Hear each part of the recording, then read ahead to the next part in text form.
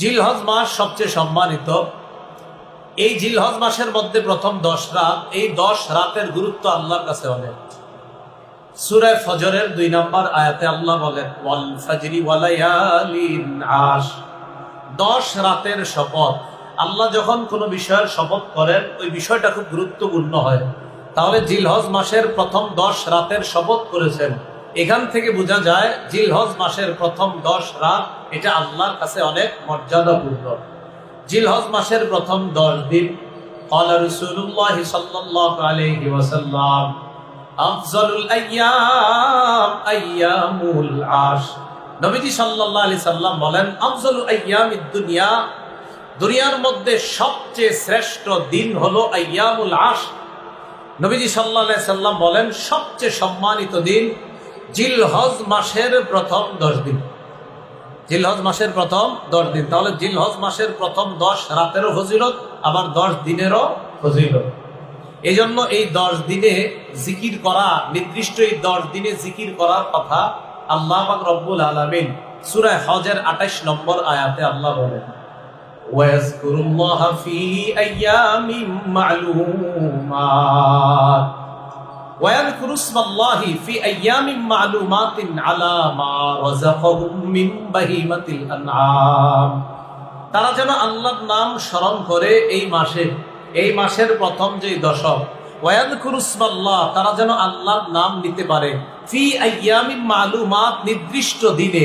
এই নির্দিষ্ট দিন মানে জিলহজ মাসের প্রথম 10 দিন। এজন্য এই প্রথম 10 দিন জিকির করা। তাহলে যেই 10 দিনে আল্লাহ জিকিরের কথা আলাদা কোরআনে বললেন, এই 10 দিনের মর্যাদা কম না বেশি? বেশি। আল্লাহ আমাদেরকে আমলের মাধ্যমে কাটানোর তৌফিক দান করেন। তো এই জন্য রাসূলুল্লাহ সাল্লাল্লাহু আলাইহি সাল্লামের হাদিস দ্বারা বুঝলাম যে জিলহজ মাসের 10 দিন এটা আল্লাহর কাছে খুব প্রিয়।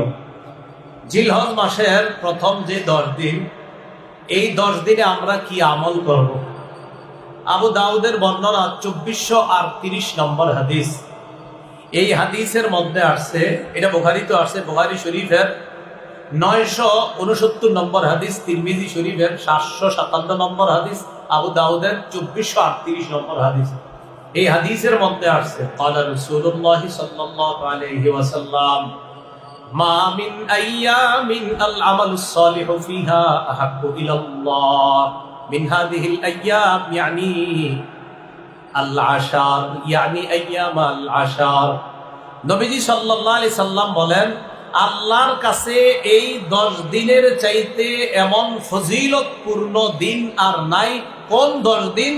জিলহজ মাসের প্রথম 10 দিনের ইবাদত, এই 10 দিনের ফজিলত এটা আল্লাহর কাছে এত বেশি যে এমন ফজিলত আর কোন দিনের ব্যাপারে নাই। কোন 10 দিন? প্রথম 10 দিন। সাহাবায়ে কেরাম প্রশ্ন করলেন, ওয়ালাল জিহাদু ইয়া রাসূলুল্লাহ, হুজুর জিহাদ না? বলেন, হুজুর জিহাদও কি ফজিলতপূর্ণ না এটার চেয়ে? ফাকালা রাসূলুল্লাহ সাল্লাল্লাহু আলাইহি ওয়াসাল্লাম, লা ওয়ালাল জিহাদু ফি সাবিলিল্লাহ, না, জিহাদও এটার চাইতে ফজিলতপূর্ণ না। তবে ইল্লা রাজুলুন খারাজা ফি সাবিলিল্লাহ বিনাফসিহি ওয়া মালিহি ফালাম ইয়ারজি' মিন যালিকা বিশাই, তবে কোন ব্যক্তি জান মাল নিয়ে বের হইছে, কোটি কোটি টাকা নিয়ে বের হয়েছে জিহাদে, আর কিচ্ছু নিয়ে সে ফিরে আসতে পারে নাই, জান মাল নিয়ে বের হয়েছে, সব সেখানে খরচ হয়ে গেছে। নবী বলেন, হ্যাঁ, জিহাদ এটার চাইতে বেশি ফজিলতপূর্ণ না। তবে জিহাদের ময়দানে ওই মুজাহিদ, যেই মুজাহিদ ধন সম্পদ নিয়ে গেছে কিন্তু কিছু নিয়ে ফিরে আসতে পারে নাই, ওই মুজাহিদের জিহাদ আবার এই 10 দিনের ইবাদতের চেয়ে আরো ফজিলতপূর্ণ। জিহাদ এটার চেয়ে ফজিলতপূর্ণ না, নবী বলেন, তবে ওই মুজাহিদের জিহাদ, যে জান মাল নিয়ে বের হয়েছে, কিছু নিয়ে ফিরে আসতে পারে নাই, তার জিহাদ আবার এটার চেয়ে আরো ফজিলতপূর্ণ। তাহলে কি বুঝলাম? জিলহজ মাসের প্রথম 10 দিন আমল করা, নেক আমল করা, এটা অনেক ফজিলতপূর্ণ।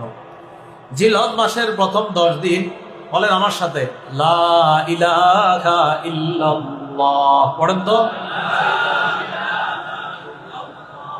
আল্লাহু আকবার, আলহামদুলিল্লাহ।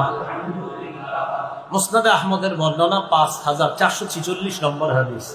ক্বালা রাসূলুল্লাহ সাল্লাল্লাহু আলাইহি ওয়াসাল্লাম, আকসিরু ফীহিন্না মিনাত তাহলিলি ওয়াত তাকবীরি ওয়াত তাহমীদ। নবীজি বলেন, জিলহজ মাসের এই 10 দিন তোমরা বেশি বেশি লা ইলাহা ইল্লাল্লাহ পাঠ করবা, আল্লাহু আকবার বলবা, আর আলহামদুলিল্লাহ এগুলা বেশি বেশি করবা। তাহলে জিলহজ মাসের প্রথম 10 দিন আমরা হাঁটতেছি, বসতেছি, লা ইলাহা ইল্লাল্লাহ পড়া, আল্লাহু আকবার পড়া, আলহামদুলিল্লাহ পড়া। আল্লাহ আমল করার তৌফিক দান করে। জিলহজ মাসের প্রথম 9 দিন রোজা রাখার চেষ্টা করা। বলেন, প্রথম 9 দিন জিলহজ মাসের প্রথম 9 দিন রোজা রাখার চেষ্টা করা। নাসাই শরীফের বর্ণনা 2417 নম্বর হাদিস, আম্মাজান আয়েশা সিদ্দিকা রাদিয়াল্লাহু তাআলা আনহার বর্ণনা। عن عائشة الصديقة رضي الله تعالى عنها قالت قال رسول الله صلى الله عليه وسلم كان رسول الله صلى الله عليه وسلم يصوم 9 من ذي الحجة। আম্মা জান আয়েশা বলেন, রাসূলুল্লাহ সাল্লাল্লাহু আলাইহি সাল্লাম কানা ইয়াসুমু 9 মিন যিল হিজ্জা, জিলহজ মাসের প্রথম 9 দিন টানা আল্লাহ রাসূল রোজা রাখতেন।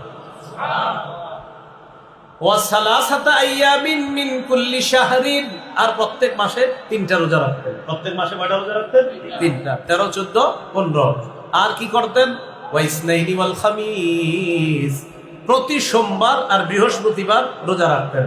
তাহলে জিলহজ মাসের প্রথম 9 দিন রোজা রাখতেন, প্রতি মাসে 3টা রোজা রাখতেন, সোমবার আর বৃহস্পতিবার রাসূল সাল্লাল্লাহু আলাইহি সাল্লাম রোজা রাখতেন। যাই হোক, আমাদের উদ্দেশ্য এখন জিলহজ মাস। তাহলে জিলহজের প্রথম 9 দিন রোজা রাখার চেষ্টা করা, যদি পারেন। এটা খুব গুরুত্বপূর্ণ ফজিলতপূর্ণ আমল। যদি না হয়তো নবী টানা 9টা রোজা রাখতেন না।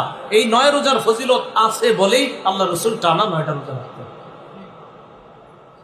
যারা কোরবানি দিবেন, বলেন যারা কি দিবেন?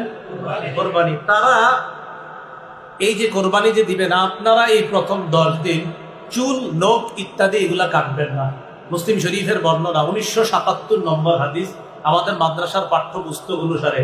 আর যারা পকেটে মোবাইল চালান, মাঝে মাঝে হাদিসের অ্যাপস খুইলা মিলান হুজুরের কথাটা সঠিক কিনা, এই অনুযায়ী 5013 নম্বর হাদিস। এটা তাকরার অনুযায়ী হাদিসটা, ঠিক আছে? আমাদের মাদ্রাসার পাঠ্যপুস্তক অনুসারে 1977। আর আমাদের মাদ্রাসার পাঠ্যপুস্তকে যেটা, ওই নাম্বারটা সারা দুনিয়াতে চলে। পকেটে যেটা, এই নাম্বারটা কিন্তু পুরো দুনিয়াতে চলে না, এটা শুধু বাংলাদেশে। মনে রেখে রাসূলুল্লাহ সাল্লাল্লাহু আলাইহি ওয়াসাল্লাম বলেন, ইদা রাআইতুম হিলালা যিল হিজ্জা, রাসূলুল্লাহ সাল্লাল্লাহু আলাইহি সাল্লাম বলেন, ইদা রাআইতুম হিলালা যিল হিজ্জা, তোমরা যখন জিলহজ মাসের চাঁদ দেখবা। বলেন, কোন মাসের? তোমরা যখন জিলহজ মাসের চাঁদ দেখবা। তাহলে প্রথম কথা, জিলহজের চাঁদ দেখলাম, দেখার পর কি? ওয়া আরাদা আহাদুকুম আইয়ুদহিয়া, আর তোমাদের কেউ যদি কোরবানি করার ইচ্ছা করো, তাহলে প্রথম হলো চাঁদ দেখলেন। চাঁদ দেখার আগে থেকে তো আপনারা জানেন আপনি এবার কোরবানি দিবেন কিনা। তো চাঁদ দেখার সাথে সাথে এরকম যদি হয় যে আপনাদের কেউ কোরবানি দিবেন, ফালইউমসিকান শারিহি ওয়া আসফারিহি, ওই ব্যক্তি যেন চুল কাটা, নখ কাটা থেকে বিরত থাকে। চুল কাটা আর নখ কাটা থেকে কি থাকে? বিরত থাকে। তাহলে চুল কাটা, নখ কাটা থেকে বিরত থাকা এই 10 দিন। এজন্য জিলহজ শুরু হওয়ার আগে নখগুলা কেটে নেওয়া, চুলগুলা বড় থাকলে ছোট করে নেওয়া। আল্লাহ আমল করার তৌফিক দান করেন। জিলহজ মাসের 9 তারিখ, 9 জিলহজ মানে আরাফার দিন যেটাকে বলা হয়। বলেন, কয় জিলহজ? 9 জিলহজ। এই 9 জিলহজের একটা রোজা রাখা। এটা কথার কথা, প্রথম কথা, আমরা যদি 8টা না পারলাম, 1, 2, 3, 4 এরকম 8টা না পারলাম, সেক্ষেত্রে কি করবেন? সেক্ষেত্রে 9 জিলহজ যদি রোজা, শুধু 9 জিলহজের রোজাটা রাখেন। আবু দাউদ শরীফের বর্ণনা 2425 নম্বর হাদিস। এই হাদিসের মধ্যে আসছে, ক্বালা রাসূলুল্লাহ সাল্লাল্লাহু আলাইহি ওয়াসাল্লাম, সিয়ামু আরাফাতা ইন্নী আহতাসিবু আলাল্লাহ আইয়ুকাফিরাস সানাতাল্লাতী ক্বাবলা ওয়াল্লাতী বা'দা। আরাফার দিনের একটা রোজা রাখলে আগের 1 বছর, পরের 1 বছর, 2 বছরের গুনাহ মাফ। কয় বছরের গুনাহ মাফ? 2 বছর। এখন কথা হলো, আরাফার দিনের এই যে রোজাটা রাখবো আমরা, 9 জিলহজ ফজরের নামাজের থেকে, ফজরের নামাজের সালাম ফিরানোর পর থেকে 13ই জিলহজ আসরের নামাজের পর পর্যন্ত একটা আমল করব আমরা। এটাকে বলা হয় তাকবীরে তাশরিক। বলেন, কি বলা হয়? তাকবীরে তাশরিক। আবু দাউদের বর্ণনা 1813 নম্বর হাদিস। ক্বালা রাসূলুল্লাহ সাল্লাল্লাহু আলাইহি ওয়াসাল্লাম, নবীজি বলেন, ইন্না হাদিহিল আইয়াম আইয়ামু আকলিন ওয়া শুরবিন ওয়া যিকরিন। নবী বলেন, এই দিনগুলা হলো খাওয়ার দিন, পান করার দিন, জিকির করার দিন। এই দিনগুলা খাওয়ার দিন, পান করার দিন, আর হলো জিকিরের দিন। তাহলে এই দিনে আমরা খাবো, পান করব, জিকির করব, এটা নবীজি সাল্লাল্লাহু আলাইহি সাল্লাম আমাদেরকে জানায়া দিলেন। এখন তাকবীরে তাশরিকটা এটা কি পারেননি সবাই? করেন তো।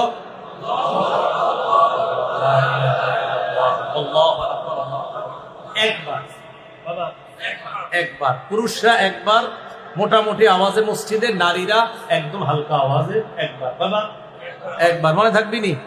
তাহলে একবার, অনেকে 3-4 বার পড়ে এরকম, তা একবার পড়বেন, একবার উঁচু আওয়াজে একবার বাস। নারীরা হালকা আওয়াজে, পুরুষরা উঁচু আওয়াজে। আল্লাহ আমল করার তৌফিক দান করেন। এখন কথা হলো আরাফার দিন নাকি 9 জিলহজ? একটা আমাদের মাঝে প্রতি বছর একটা সমস্যা তৈরি হয়, আরাফার দিনে রোজা রাখবো না 9 জিলহজ? যাদের এই প্রশ্ন উঠবে আপনারা এক কাম করবেন, পরে প্রশ্নটা যাই 9 জিলহজ না আরাফার দিন। যাদের এই প্রশ্ন উঠবে যে হুজুর 9 জিলহজ না আরাফার দিন, আপনি এক কাম করলে আর এই প্রশ্ন উঠবে না। আপনি জিলহজের 1 তারিখ থেকে সবটি রোজা রেখেন, তাহলে আর এই প্রশ্ন জাগবে না। কেন? আপনি আরাফার দিনেরটাও রেখে লাইছেন, 9 জিলহজও রেখে লাইছেন। কথা বুঝছেন? আপনি 1 তারিখ থেকে ডেলি রাখবেন, তাহলে আর প্রশ্ন আসবে না, হুজুর আরাফার দিন না 9 জিলহজ, আরাফার দিন না 9 জিলহজ। এখন কথা হলো আরাফার দিন দ্বারা উদ্দেশ্য কি? সারা পৃথিবীর ওলামায়ে কেরামদের, বেশিরভাগ অধিকাংশ ওলামায়ে কেরামদের ইজমা, ঐক্যমত হলো আরাফার দিন দ্বারা উদ্দেশ্য 9 জিলহজ। বলেন কতই জিলহজ? ইবনুল মুনজির, ইবনে তাইমিয়া রহমতুল্লাহি আলাইহি, ইবনে উসাইমিন, আব্দুল্লাহ বিন বাজ রহমতুল্লাহি আলাইহি, সৌদি আরবের বড় বড় মুফতি যারা, সবাই এই ব্যাপারে একমত। ইয়াউমু আরাফা দ্বারা উদ্দেশ্য হলো 9 জিলহজ। ইয়াউমু আরাফা দ্বারা উদ্দেশ্য কতই জিলহজ? 9 জিলহজ উদ্দেশ্য। এটা কিভাবে? খুব মন দিয়ে শুনেন। 3 জন সাহাবী, আব্দুল্লাহ ইবনে আব্বাস, আব্দুল্লাহ ইবনে মাসউদ, আলী রাদিয়াল্লাহু তাআলা। কয়জন সাহাবীর নাম বললাম? 1 নাম্বার আব্দুল্লাহ ইবনে আব্বাস। কারণ আব্দুল্লাহ ইবনে আব্বাস রাদিয়াল্লাহু তাআলা আনহুমা ইউকাব্বিরু উকাইবা কুল্লি সালাতিন দুবুরা কুল্লি সালাতিন ইয়াউমা আরাফা ইলা আখিরি আইয়ামিত তাশরীক। আমি অনুবাদ করার পর আপনাদেরকে জিজ্ঞাসা করব, আপনারা জবাব দিবেন।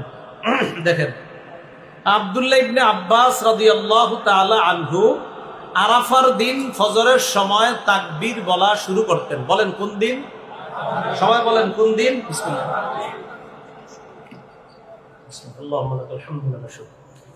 আরাফার দিন ফজরের পর তাকবীর বলা শুরু করতেন। বাস শুরু করলেন।